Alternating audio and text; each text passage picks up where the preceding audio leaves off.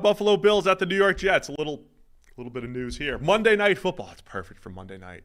Did the Jets do this? Did they fire Robert Saleh this week at the urging of ESPN just for better ratings on Monday Night Football? Let's add more conspiracies to the theories here. The Bills are favored by 2.5 or 3-2 Bills against the 2-3 New York Jets. If the Jets win this game, they're in first place in the AFC East. Yeah, true. Potential first place Jets here. Jeff Ulbrich making his debut as the interim head coach for the Jets. Yeah, and he's football. already making moves.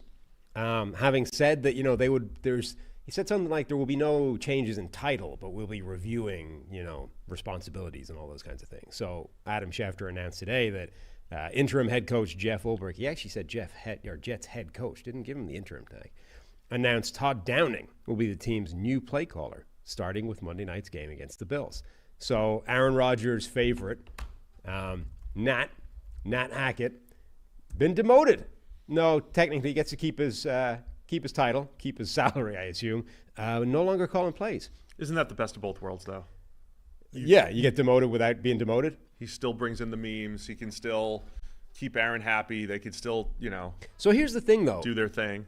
It's fun to dunk on Nat Hackett because of the relationship with Aaron Rodgers and the memes and all those kinds of things.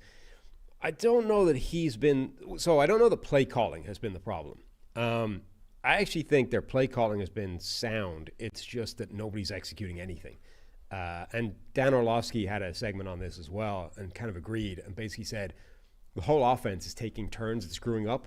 So here Rodgers misses a throw, right? The Lazard interception, right? Just a bad throw by Rodgers. Overthrows his guy, airmails it, easy interception.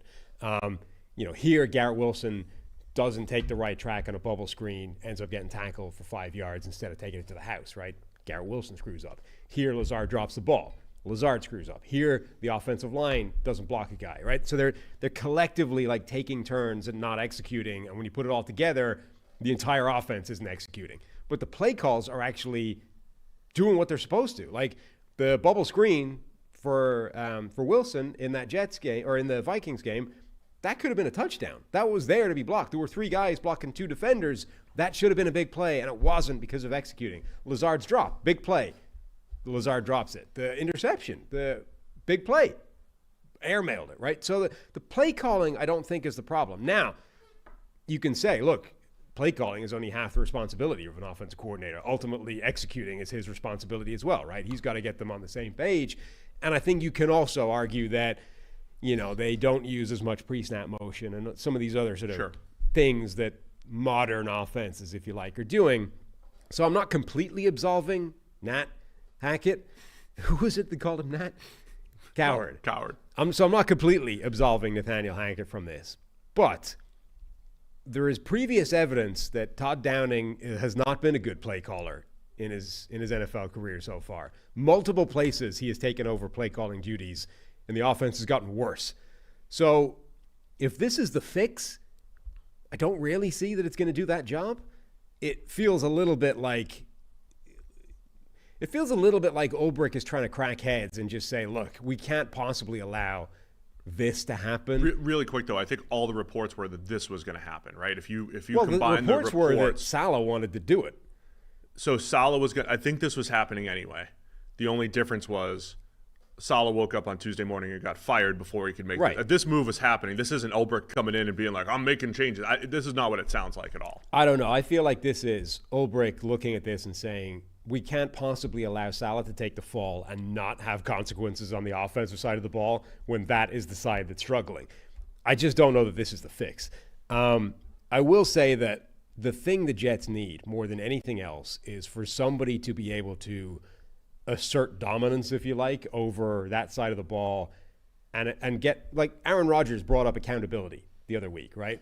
Where Saleh was like, we need to stop using the hard count because we jumped offside 5 times. And Aaron Rodgers was like, or we could just hold people accountable, right?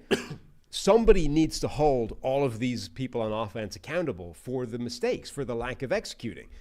Either that's not happening or it's happening and it's just not working. But that's the thing that needs to change, right? And whether that's Ulbrich being able to crack heads and say, guys knock it off, like let's get this back on track.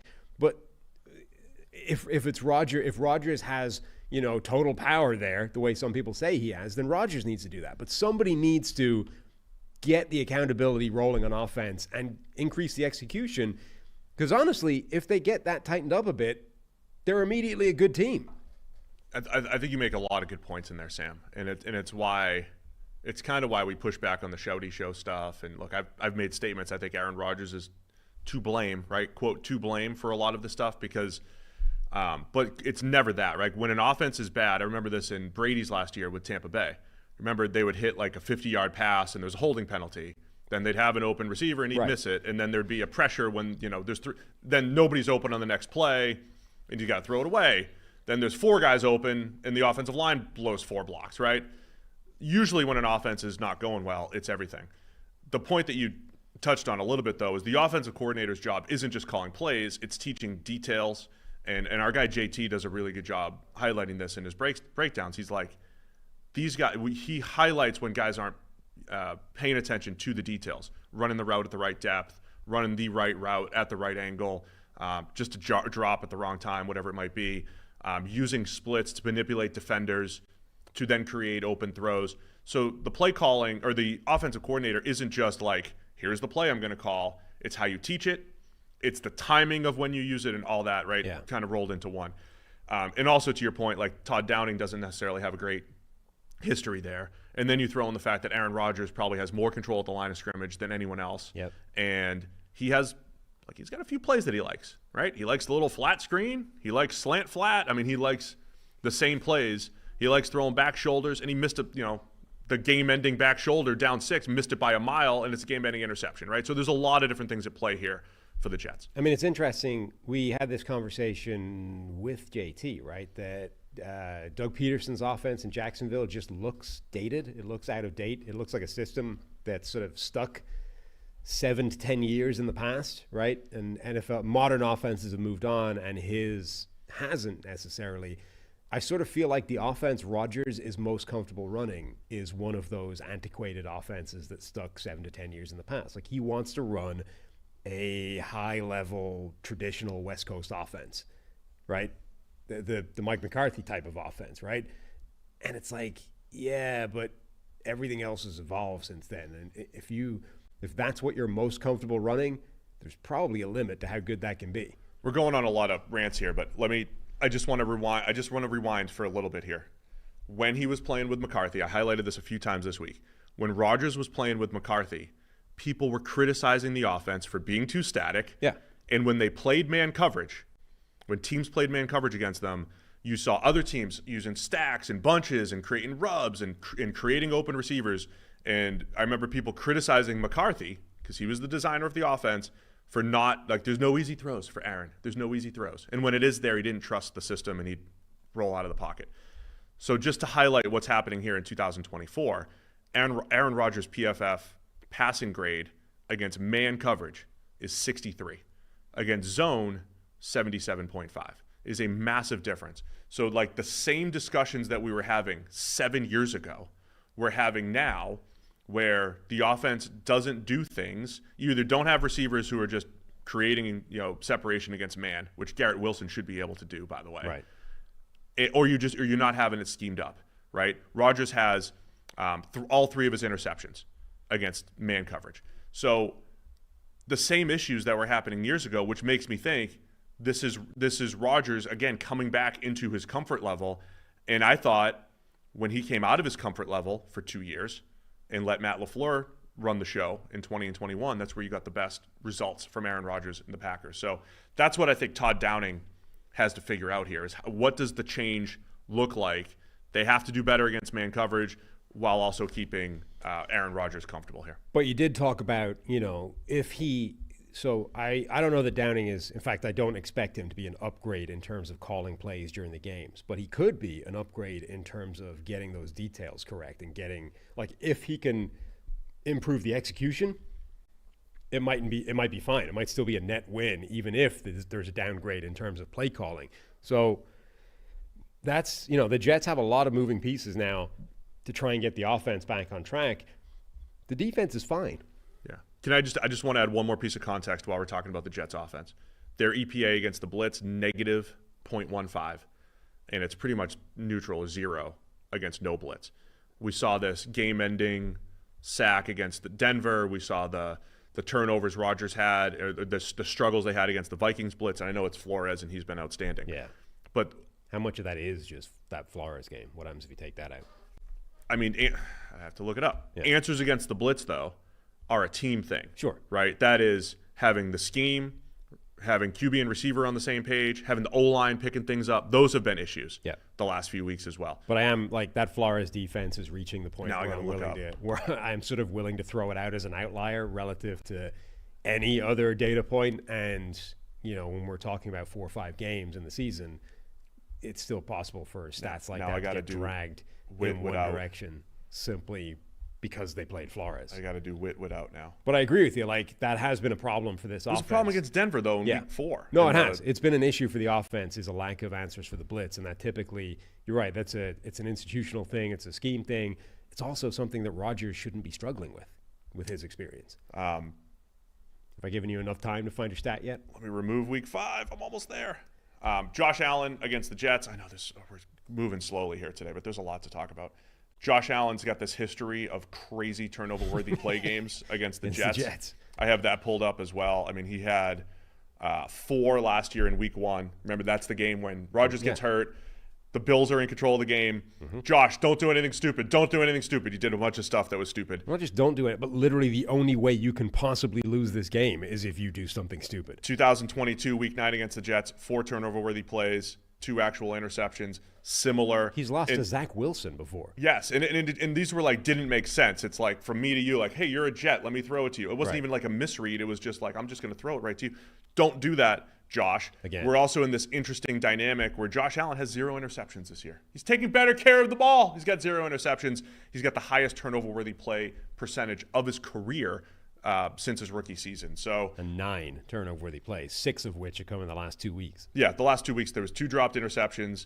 And there was a couple the week before. I mean, so we overrate the Bills after a couple weeks after their dominant Jags performance? We're like, oh, they solved the NFL. There's Yak team and this and that. And the last couple weeks, the offense has been much more inconsistent. And, of course, Allen went 9 for 30 last week against the Texans. Mm-hmm. That was before people were like, oh, that was because he was concussed. Like, that happened. He was 9 for 27. Started 1 for 9. But yeah, he was 9 for 27 before his head hit the turf on that. But like play. He started 1 for 9.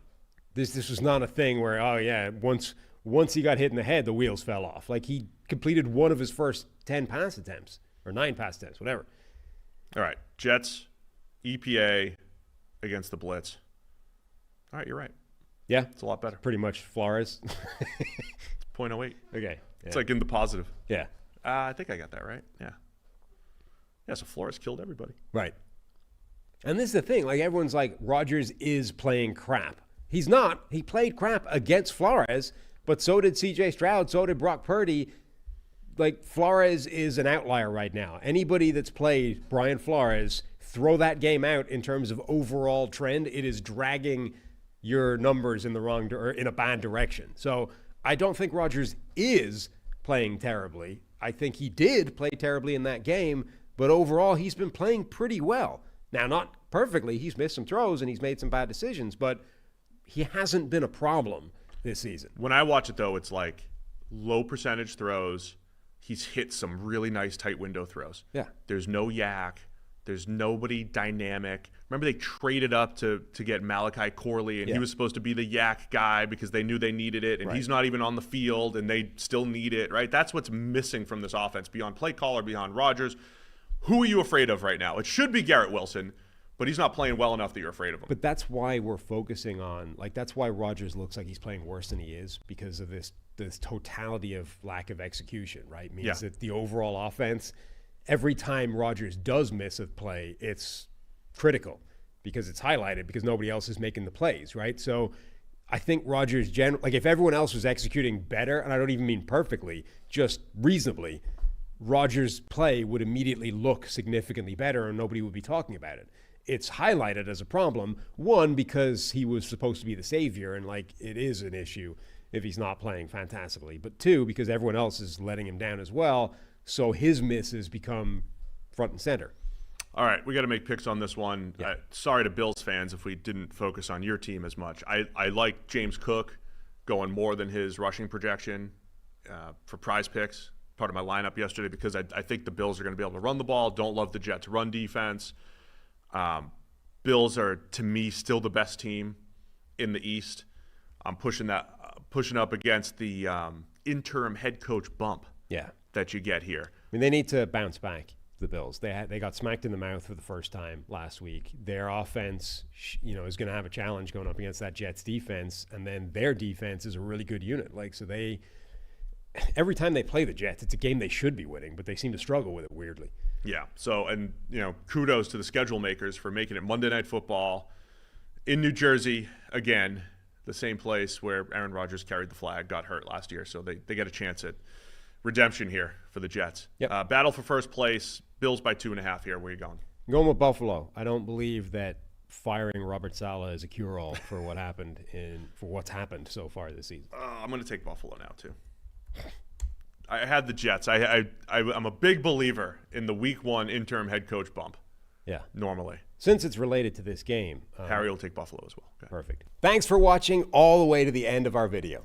For more great content, click here to subscribe and here to watch another video. We'll see you again soon.